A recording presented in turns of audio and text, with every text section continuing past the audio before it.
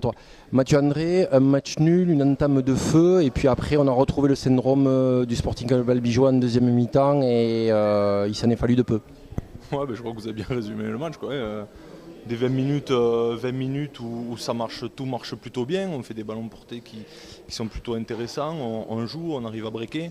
Et après 20 minutes, je pense qu'on surjoue, quoi. On joue trop dans notre camp et on s'épuise en fait. En fait, on s'épuise. Et après, on n'arrive jamais à reprendre le dessus, quoi.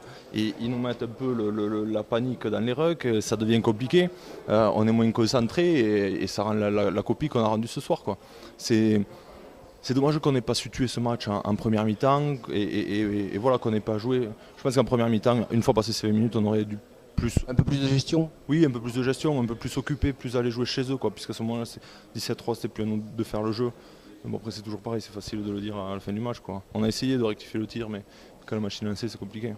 Et à contrario, beaucoup de fébrilité en fin de match. On sentait, voilà, vous n'arriviez pas à sortir de votre camp, c'était un peu la panique et il s'en est fallu de peu que ça bascule d'un côté ou du mauvais côté carcassonnais, quoi. Oui, c'est vrai, on a eu de la fébrilité, mais je pense que aussi de notre côté, on a eu cette force mentale de ne pas perdre ce match, quoi. On est revenu, on s'est accroché et on sort avec ce match nul alors que c'était à la 60e, c'était vraiment pas donné, quoi. Donc cette force mentale, il faut la garder. Après, il faut qu'on applique ces 20 minutes sur les 4 heures du match, quoi. Un point positif, c'est la touche qui a bien fonctionné. Je crois qu'il n'y a aucun ballon perdu. Par contre, à contrario, les rucks, vous avez très bien entamé cette bataille. Et après, on a senti toute la maîtrise carcassonnaise, tout le filoutage carcassonnais dans cette phase de jeu. Je pense que la touche, ça a été intéressant, mais je pense qu'on aurait pu faire mieux, notamment en défense, parce qu'il y a eu quelques manques de concentration, où on s'est loupé quelques fois, notamment en défense. Et après les rugs, il y a eu des hauts et des bas, c'est-à-dire que ces 20 premières minutes, tout allait très bien. Après, on a plongé, ils ont commencé à mettre les mains dessus et on s'est fait chacailler des ballons, ralentir des ballons.